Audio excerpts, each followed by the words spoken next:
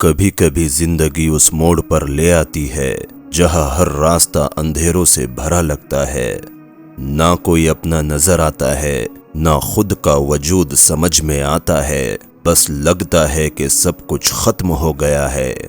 لیکن یہ صرف لگتا ہے، حقیقت کچھ اور ہوتی ہے۔ آپ کبھی اکیلے بیٹھے ہو، اکیلے، بنا کسی دوست، بنا کسی فیملی کے، صرف اپنے خیالوں کے ساتھ، جہاں ہر سوچ ایک نئے غم کا دروازہ کھولتی ہو، جہاں ہر یاد، ہر وجہ، ہر منظر دل کو توڑتا ہو۔ تم ہر رات یہ سوچتے ہو، کیا میں واقعی اس دنیا میں کسی کا ہوں یا بس ایک مسافر ہو جسے کسی نے کبھی سمجھا ہی نہیں۔ مگر ایک وقت ایسا بھی آتا ہے جب آپ کا دل خود آپ سے کہتا ہے، تو ہار نہیں سکتا، تیرے اندر ابھی بھی روشنی باقی ہے۔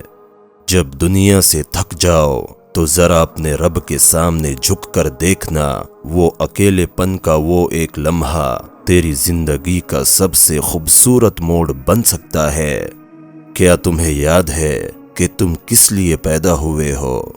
دنیا کی دولت، عزت، شہرت کے لیے نہیں، تم پیدا ہوئے ہو ایک ایسے سفر کے لیے جس کی منزل دنیا نہیں، جنت ہے۔ لوگ تم سے دور چلے گئے، کوئی بات نہیں، مگر تمہارے رب نے کبھی تمہارا ہاتھ نہیں چھوڑا۔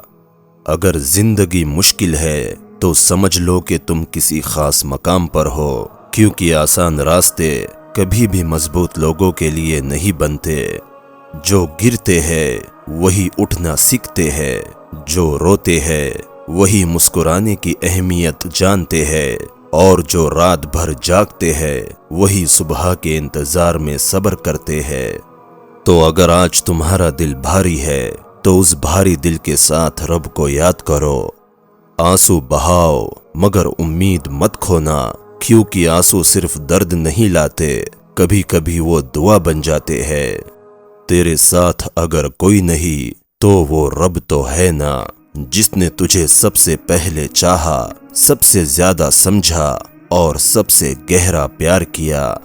تو اٹھ، خود کو جوڑ لے، زندگی سے پیار کرنا سیکھ لے، کیونکہ ابھی سفر باقی ہے، اور یاد رکھ تیرے لیے کچھ بہت خوبصورت لکھا گیا ہے، بس رکنا مت، چلتے رہنا۔ اور جب لوگ پوچھے تو کیسے مسکرا رہا ہے اتنے غم کے بعد، تو کہنا، حسبنا اللہ ونعم الوکیل، میرا رب ہے نا، وہی میرے لیے کافی ہے۔